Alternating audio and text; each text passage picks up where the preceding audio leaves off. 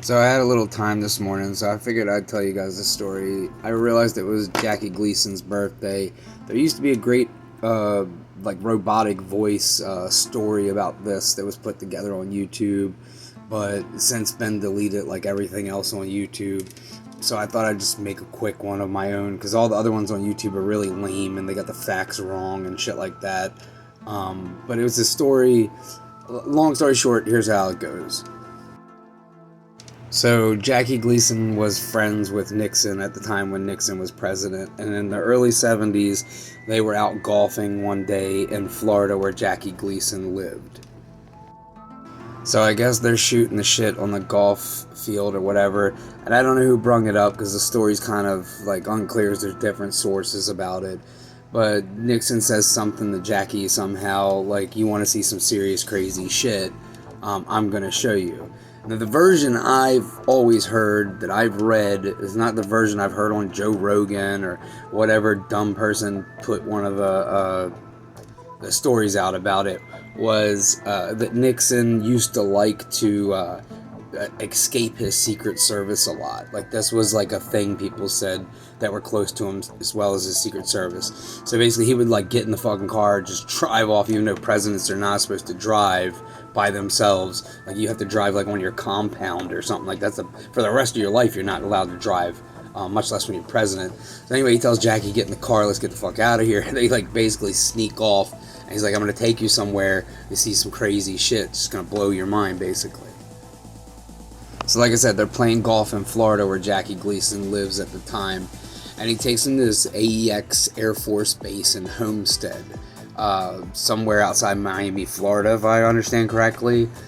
And I guess it's like an Area 51, Hangar 18 sort of deal, top secret military stuff. So I imagine he shows up with Jackie Gleason. Nobody's going to say anything. It's the president, and he's got Jackie Gleason with him. So, I guess easy to get in for him.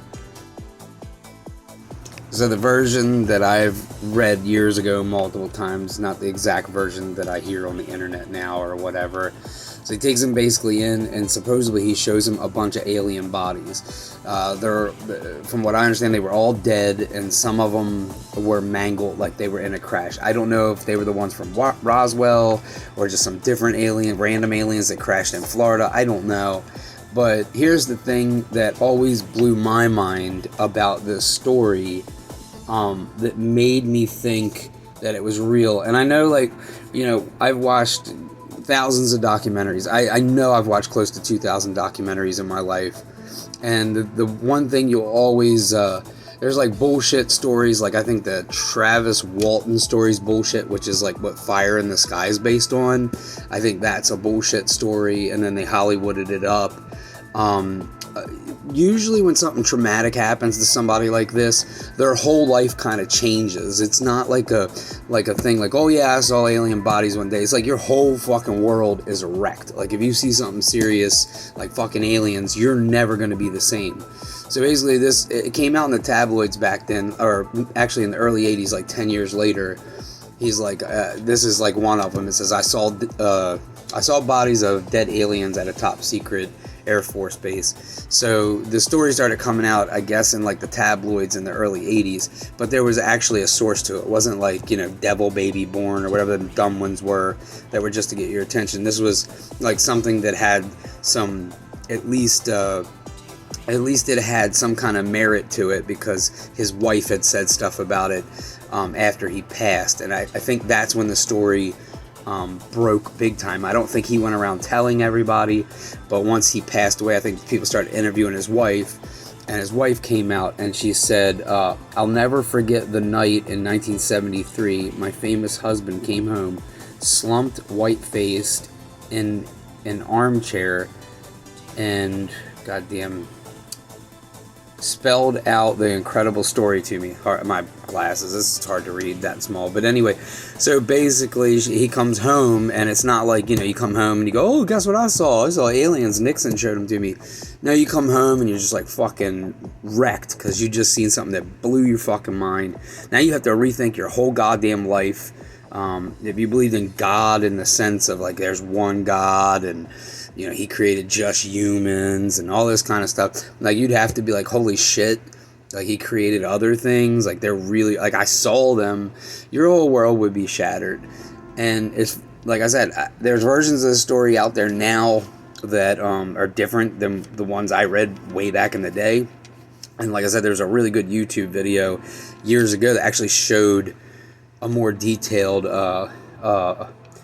retelling of this. So it was published in like those things, and then it was published in this UFO Among the Stars. And you can look it up. I think, I want to say it was Reagan said he saw UFOs on the front lawn. I think it was either him or Carter, but there was multiple presidents. I'm talking like there's like 6 or 7 presidents that say they saw a UFO. There's John Lennon, who saw a UFO when he moved to New York when he was in the Dakota building. He said he saw a UFO, and you can actually find the video, maybe still, of like John Lennon like literally outside his apartment, like pointing to the sky, explaining how he saw this UFO with like lights going around it. And it's actually referenced on one of his albums. He actually has a picture of a UFO up on the back, and that's why he has it there. So here's the crazy thing that made me really like start to believe this story like 100%.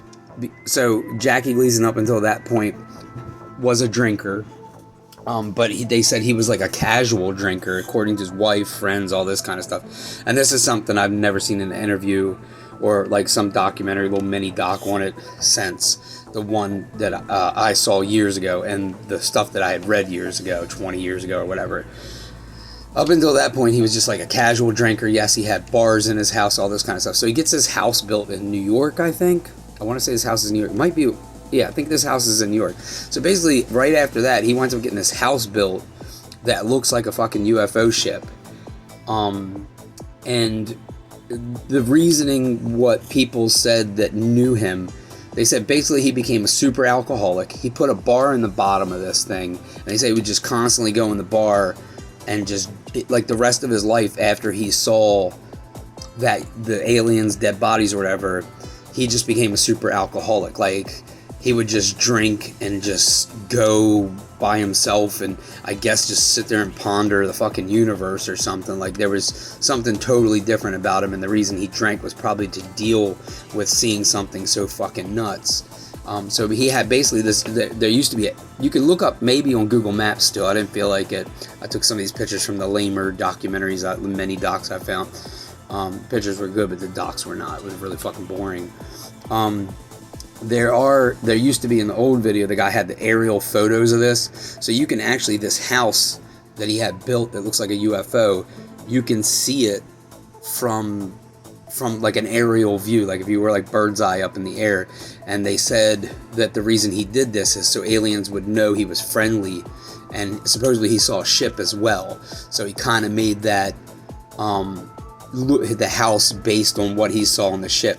And I do remember inside the house there was like a double helix like stairwell case that went downstairs to like this bar or whatever. So I did find this newer video where this guy actually went to the property to check it out, because there's also a UFO that he built in the backyard, like a straight up UFO based on the one that he saw. He just, like, the whole point was like to let them know he was friendly and knew that they existed, and this is what everything looked like. So here's the picture I found of the video of the guy that like kind of snuck on that property. He doesn't even talk to the property owner, he just sneaks in there with a camera. But this is the Jackie Gleason home that he was like made all alien shit, you know. So this is the ship he made in the backyard. He just makes an alien ship. But this, like I was saying, this, the reason I believe this so much is because this is what really happens to you.